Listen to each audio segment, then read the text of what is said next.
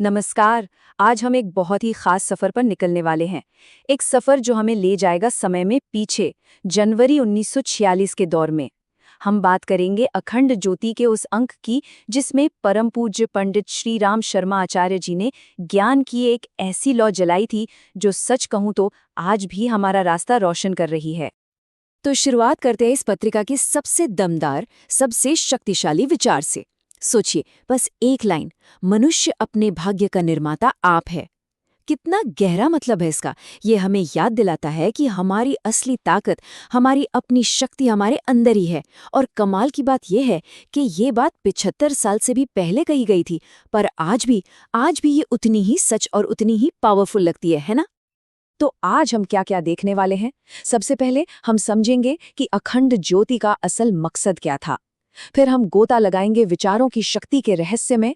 उसके बाद हम जानेंगे कि आध्यात्मिक साधना का रास्ता कैसा होता है। और हाँ, ये भी देखेंगे कि एक इंसान और समाज के बीच क्या गहरा रिश्ता होता है। और आखिर में हम बात करेंगे सुखी जीवन के कुछ ऐसे अनमोल सूत्रों की जो शायद हमारी जिंदगी बदल दें। अच्छा, तो अखंड ज्योति का मिशन क्या था?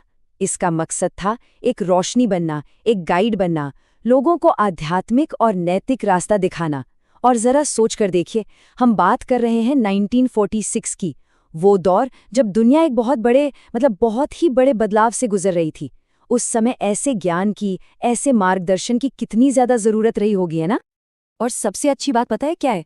इस पत्रिका की बातें सिर्फ किताबी ज्ञान नहीं है, नहीं, ये तो असल में प्रैक्टिकल गाइड है, एक तरह का रोड मैप है, एक बेहतर जिंदगी जीने के लिए, एक बेहतर दुनिया बनाने के लिए। मतलब ये सिर्फ पढ़ने के लिए नहीं, बल्कि अपनी जिंदगी में उतारने के लिए है। तो ठीक है, अब आते हैं एक बहुत ही दिलचस्प टॉपिक पर, विचार शक्ति का रहस्य।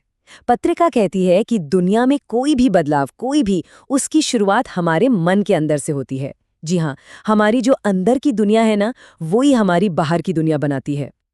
और ये हमें एक बहुत गहरे सवाल पर लाकर खड़ा कर देता है। क्या सच में हमारे विचार हमारी असलियत बनाते हैं?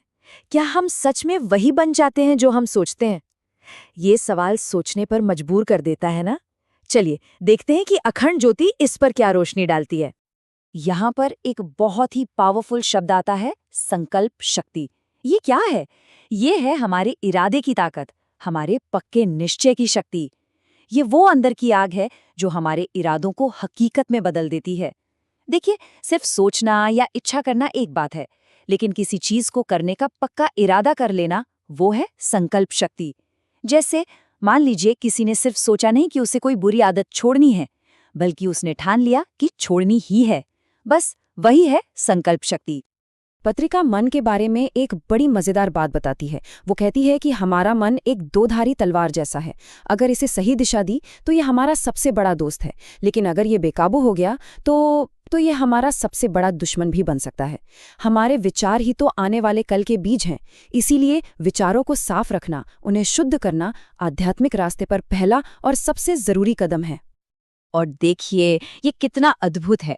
यहाँ पर हमें उस समय के मूल लेख का एक हिस्सा देखने को मिल रहा है। इससे ये सारी बातें और भी असली लगती हैं। हम सीधे उस स्रोत से जुड़ पाते हैं और उस दौर की भाषा, उस दौर की भावना को महसूस कर सकते हैं। तो हमने विचारों की शक्ति को तो समझ लिया, लेकिन अब सवाल ये उठता है कि इस शक्ति को इस्तेमाल कैसे करें। मतलब सिर्फ जानना काफी नहीं है, उसे अपनी जिंदगी में उतारना भी तो जरूरी है। और यहीं से शुरू होता है आध्यात्मिक साधना का मार्ग। ये जो शब्द है ना, साधना, इसे समझना बहुत जरूरी है। साधना का मतलब कोई एक दिन की पूजा पाठ नहीं है। नहीं, ये तो एक डिसिप्लिन्ड डेली प्रैक्टिस है, एक लगातार चलने वाला प्रयास है अपने लक्ष्य की तरफ। ये सिर्फ मानना नहीं, बल्कि माने हुए रास्ते पर चलना है। तो ये रास्ता कैसा है? पत्रिका इसे बहुत ही साफ तरीके से बताती है। सबसे पहला कदम है आत्मनिरीक्षण, मतलब ईमानदारी से खुद के अंदर झांकना। फिर आता है एक पक्का इरादा, एक दृढ़ संकल्प, और इसके बाद रोज की कोशिश और दूसरों की भलाई के कामों से हम उस रास्ते पर आगे बढ़ते हैं। अच्छा, अभी तक हम बात कर रहे थे एक इंसान की, उसके मन की, उसकी साधना की। अब जरा इस दायरे को थोड़ा बड़ा करते हैं। चलिए देखते हैं कि कैसे एक इंसान की अच्छाई या बुराई पूरे समाज पर असर डालती है। क्योंकि सीधी सी बात है, हम अकेले नहीं हैं, हम सब एक दूसरे से जुड़े हैं, एक समाज का हिस्सा हैं। और यहाँ देखिए कितनी खूबसूरती से दो तरह के गुणों की तुलना की गई है, दैवी और आसुरी। एक तरफ है सच्चाई, दया, सेवा भाव, ये वो गुण हैं जो समाज को जोड़ते हैं, उसे मजबूत बनाते हैं। और दूसरी तरफ है झूठ, गुस्सा, स्वार्थ, जो समाज को तोड़ते हैं, उसे कमजोर करते हैं। बिल्कुल साफ और सीधी बात। तो मुद्दा क्या है? मुद्दा ये है कि एक इंसान का चरित्र और पूरे देश का भविष्य, ये दोनों आपस में गहराई से जुड़े हुए हैं। अगर देश को मजबूत बनाना है तो उसके नागरिकों को चरित्रवान बनना ही होगा। इसके बिना ये संभव ही नहीं है।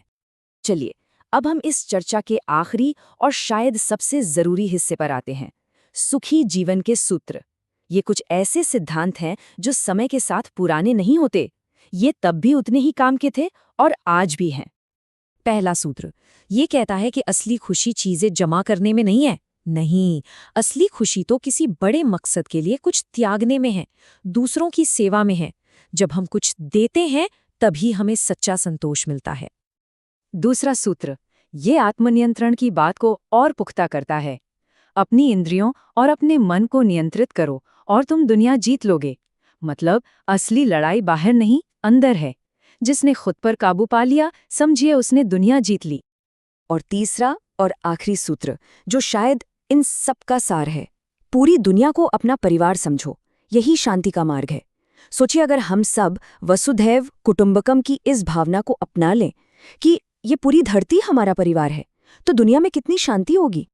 तो इस पूरी चर्चा को हम इसी एक सवाल के साथ खत्म करते हैं। 1946 में लिखी ये बातें, ज्ञान की ये लॉ आज हमारे जीवन में कैसे रोशनी कर सकती है?